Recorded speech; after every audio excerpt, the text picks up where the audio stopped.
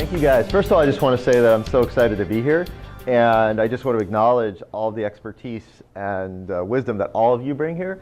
And so my goal is I want to share with you today, I'm going to talk about podcasting and internet radio and talk about why I think it's an amazing tool for so many reasons for your business or to get your message out there. Satisfying for me is that my journey really started in this 4 years ago at the NSA meeting in Connecticut. And it was there that I started to think, oh, I really want to share, I really have something. How many people here feel like they have a message that they really want, that the world needs to hear? Raise your hand. Yeah. So what I'd like you to do is I'd like to start with a little exercise. And I got this exercise from a man named Dick Brousseau. I don't know if you've ever heard of him. But if everyone could stand up for a minute. If you could stand up for me. Okay. What I'd like you to do is, we all do the elevator pitches, right? Everybody knows their elevator pitch. You all have your elevator pitch. What I'd like you to do, on the count of 3, I'd like everyone to go into their elevator pitch. On the count of 3, all together. Are you ready? 1, 2, 3, go. All right, great. Stop. You can sit down. Do you ever feel like that? That's why I call it stand out and be heard. There's never been more opportunity to get out there in front of people, and which is one of the great things. But there's never been more noise, right? There's never been more. There's never been more people out there. It's sort of a double-edged sword, and so that's the piece about how do you get out there? How do you get your message to people in a way that they can hear it, and to the people who need to hear it? How many people here just feel overwhelmed at times with the sheer amount of information that's coming at them, right? Since that time, in the last 4 years, I've done over 400 shows. I've now produced and host several shows, including a show on Empower Radio, which is a station outside of Detroit, which is now fed into iHeartRadio. But I still have the original Blog Talk show, and I have had well over 100,000 listens and downloads to my shows.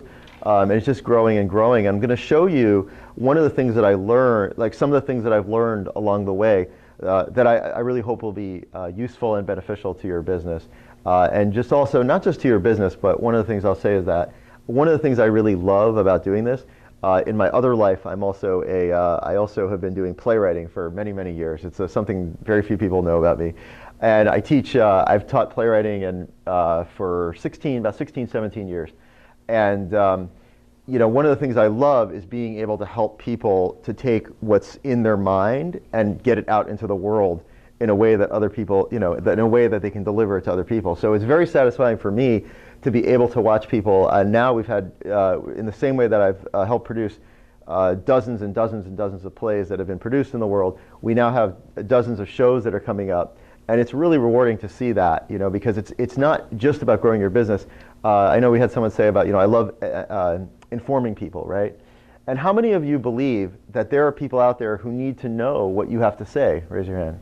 Yeah, right?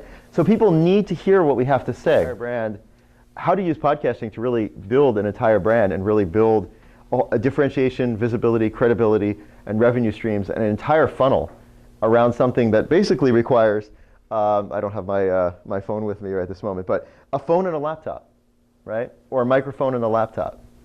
I mean, that's the crazy thing about it. I'm going to share. A couple months ago, I saw that, anybody know who Marianne Williamson is? So Marianne Williamson is running for Congress, right? Yeah. We have a fan. So, I decided, I'm going to reach out to Marianne. I just got the email address off her site. I didn't know Marianne Williamson. I didn't have any real contact. And I just said, hello, my name is Doug Foresta. I'm the producer and host of, Creating Change on Empower Radio.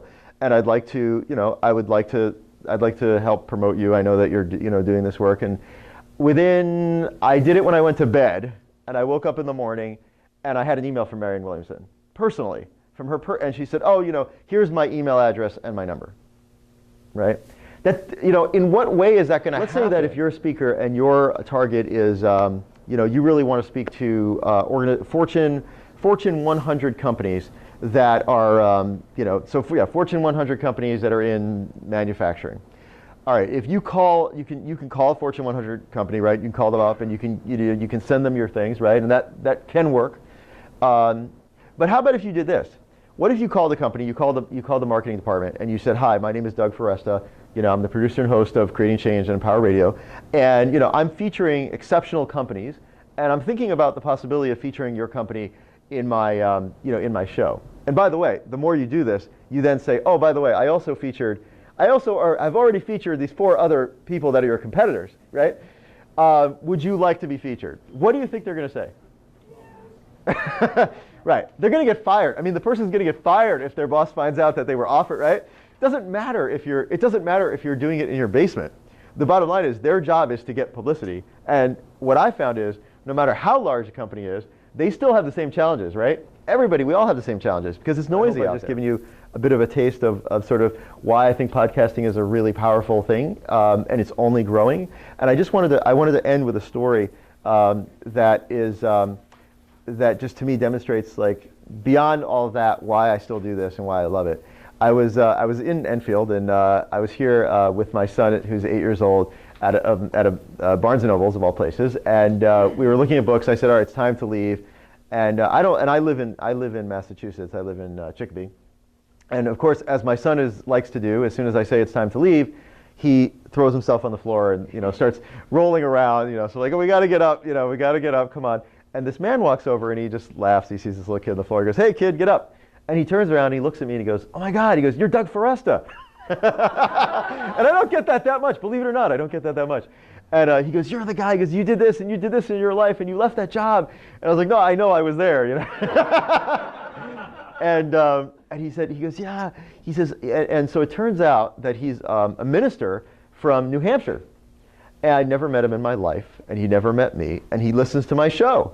And he said, "I recognize you from the show." And he goes, "I was going through a tough time in my life." He said, "I listened to your episodes, and it's really helped me, and it's really touched me. And I would have never met this man. I would have never known this, right?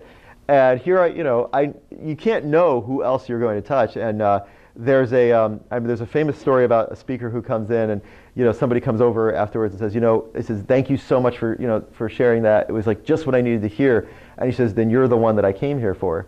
And to me, it's like if you can touch one more life, somebody that you might never meet, somebody that you might never ever, be able, it could be somebody living in Germany, it could be somebody living in, Pakistan. I mean, you don't know, and to be able to touch somebody's life in that way, to me, that's worth, anything in the world. So thank you so much, everybody, thank you so much.